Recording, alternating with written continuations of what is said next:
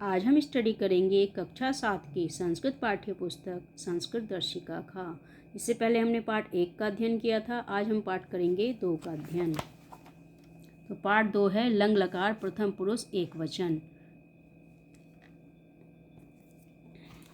तो चलिए देखते हैं द्वितीय पाठः लंग लकार प्रथम पुरुष एक वचन, यानी कि पास्ट टेंस। पास्ट टेंस क्या होता है? जो कि बीत चुका है। लंग लकार संस्कृत में किसे कहते हैं? जो कि बीत चुका है। प्रथम पुरुष थर्ड पर्सन सिंगुलर नंबर, यानी कि एक वचन, और प्रथम पुरुष थर्ड पर्सन। तो चलिए देखिए, भूतकाल के लिए लंग लकार का प्रयोग किया जाता है। तो संस्कृत में जो चीज़ें बीत जाती हैं, जो बीते हुए काल में आती हैं, उसको कहते हैं लंग लकार, यानी कि जो बीत चुका है वो भूतकाल है और संस्कृत में वो लंग लकार कहलाता है। तो लंग लकार के रूप बनाने के लिए धातु के प्रारंभ में अ जोड़ते हैं। तो धातु के प्रारंभ में क्या जोड़ते हैं? अ। जैसे पठ, पठ में अ जोड़ देंगे तो अपठत। देखिए, पठ में अ जोड़ दिया तो अपठत। लिख, अलिखत। तो इसमें अ जुड़ गया तो ये क्या हो गया? अपठत।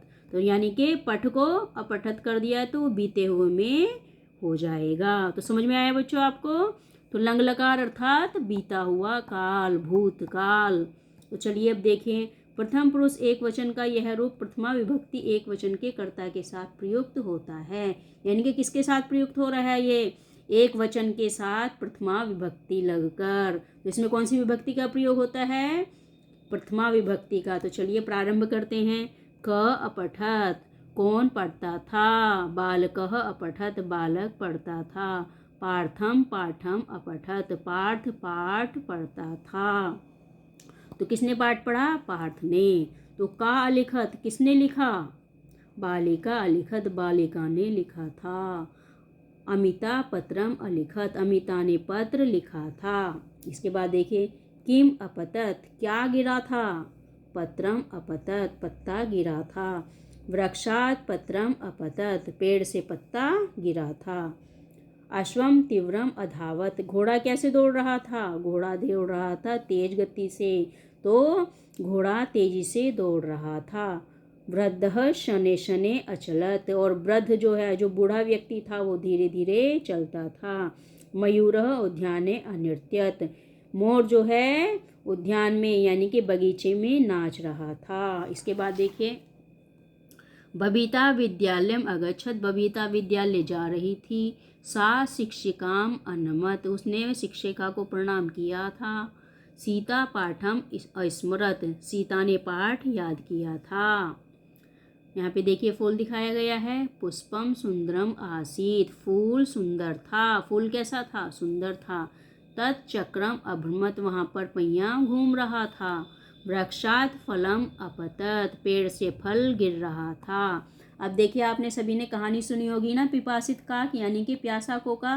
तो कौवा क्या करता है? अपनी चतुराई से पानी पी लेता है। उसी की कहानी यहाँ पे हम संस्कृत में अध्ययन करेंगे। तो देखिए, एकदा एकः काकः पिपासित आसीत, एक बार एक कौवा कैसा था? प्यासा था। स जलस्य पानाय इतस्ततः अभ्रमतः, वो जो है पानी पीने के लिए इधर उधर घूम रहा था। परम कुत्र अपि जलम न अलभत, लेकिन उसे कहीं पर भी जल प्राप्त नहीं हुआ। अन्ते एकस्मिन् उद्याने सः एकम घटम अपश्यत, अंत में एक उद्यान में, एक बगीचे में उसको एक घड़ा दिखाई दिया। स घटस्य समीपे अगच्छत, वह घड़े के पास गया। स जलस्य पानाय वारम वारम प्रयत्नम अकरोत्, वह पानी पीने के लिए बार बार प्रयास कर रहा था। घटे स्वल्पम जलम आसीत, घड़े में पानी थोड़ा था। अतएव काकः जलस्य पाने सफलः न अभवत्, इसलिए कौवा जो है पानी प्राप्त करने के लिए सफल नहीं हुआ था। स एकम उपायम अचिंत्यत, उसने एक उपाय सोचा। सपाषाणस्य कानिचित खंडानि घटे अक्षिपत, उसने जो है घड़े के अंदर पत्थर के कुछ टुकड़े डाले। एवं जले घटस्य ऊपरी आगच्छत, पानी जो है वो घड़े के ऊपर आ गया। स जलम अपिबत, अब उसने पानी पी लिया था। स अति प्रसन्न अभवत, वह वो जो है बहुत ही ज़्यादा प्रसन्न हो गया। अकथ्यत च उद्मेन ही कार्याणि सिद्ध्यति। इसलिए कहा गया है उद्मेन ही कार्याणि सिद्ध्यन्ति, यानी कि प्रयास करने से ही कोई कार्य सफल होगा, बिना प्रयास के कोई भी कार्य सिद्ध नहीं होगा। तो बच्चों हमें क्या करना चाहिए, हमें घर जैसे कि चतुर कौवा था उसी प्रकार से यदि वो उसके बारे में ना सोचता पानी में कंकड़ डालने के बारे में, तो क्या उसे पानी प्राप्त होता? बिल्कुल भी नहीं होता। तो उसने अपनी चतुराई का काम लिया और उसने क्या किया, घड़े के अंदर बहुत सारे पत्थर डाल दिए। जब पत्थर घड़े के अंदर आ गए तो क्या हो गया, पानी ऊपर आ गया।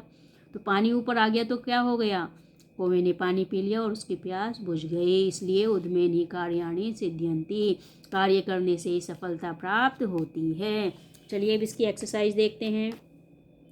उचित विकल्पम चित्वा अधोलिखितानां प्रश्नानां उत्तरत, अर्थात उचित विकल्प चुनकर निम्नलिखित प्रश्नों के उत्तर दीजिए। यहाँ पे देखिए 3 विकल्प दिए गए हैं, इनमें से हमें क्या लिखना है, सही विकल्प पे राइट का निशान लगाना है। क अपठत, कौन पढ़ रहा था, तो बालक।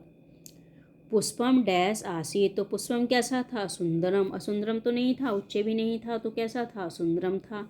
अब देखिए वृक्षात अपतत, क्या गिर रहा था, फलम गिर रहा था, पत्रम गिर रहा था या पुष्पम, तो क्या गिर रहा था, पत्रम गिर रहा था, पत्ता गिर रहा था।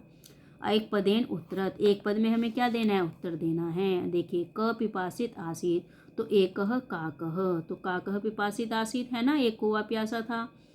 काग कम अपश्यत, कौवे ने क्या देखा, एकम घटम, एक घड़ा देखा ना। काकह घटे कानी अपिच्छत, कौवे ने घड़े में क्या डाला, पाषाणस्य खंडानी, पत्थरों के टुकड़े डाले। जलम का अपिबत, किसने पानी पिया था, तो काकह, कौवे ने पानी पिया था। अब देखिए रिक्त स्थान, रिक्त स्थानों की पूर्ति कीजिए। जले घटे जलम डैश आसे, तो स्वल्पम, यानी कि पानी कितना था, थोड़ा था। काकह एकम उपायम अचिंत्यत, काक ने एक उपाय सोचा, कौवे ने एक उपाय सोचा। जलम घटस्य ऊपरी अगच्छत, पानी घड़े के ऊपर आ गया। उद्मेन ही कार्याणि सिद्ध्यन्ति, प्रयास करने से ही कार्य सफल होता है, यानी कि यदि आप उद्यम नहीं करोगे तो कार्य सिद्ध होगा, नहीं होगा। तो उद्मेन ही कार्याणि सिद्ध्यन्ति। अब देखिए नीचे की एक्सरसाइज देखते हैं हम क्या है। अधिलिखितेषु वाक्येषु लंग लकार प्रयोगम कृत्वा उचित क्रियापदम लिखत, तो यहाँ पे क्या करना है, इनमें हमें उचित क्रियापद लिखना है। सिंहे उच्चे अगर्जत, गर्ज है, धातु गर्ज हो गई, तो यहाँ पे हमें किस में लिखना है, हमें लिखना है लंग लकार में। तो सिंहे उच्चे अगर्जत। बालिका गीतम अगायत, नर पुष्पम अघ्रात, सैनिकः देशम अरक्षत, फलम वृक्षात् अपतत, चोरः तीव्रम अधावत। अब यहाँ देखिए अधोलिखितानि वाक्यानि लंग लकारे परिवर्त्यत, यानी कि इसको हमें किस में परिवर्तित करना है, लंग लकार में। तो नृपः प्रसादे वसति, तो इसे किस में कन्वर्ट करना है, इसे कन्वर्ट करना है लंग लकार। नृपः प्रसादे अवसत, तो अवसत हो जाएगा वसति का। यहाँ पे क्या है, छात्रः विद्यालयम गच्छति, तो इसका क्या हो जाएगा, छात्रः विद्यालयम अगच्छत। राधा सत्यम वदति, राधा सत्यम अवदत्। अजा चरति, अजा अचरत।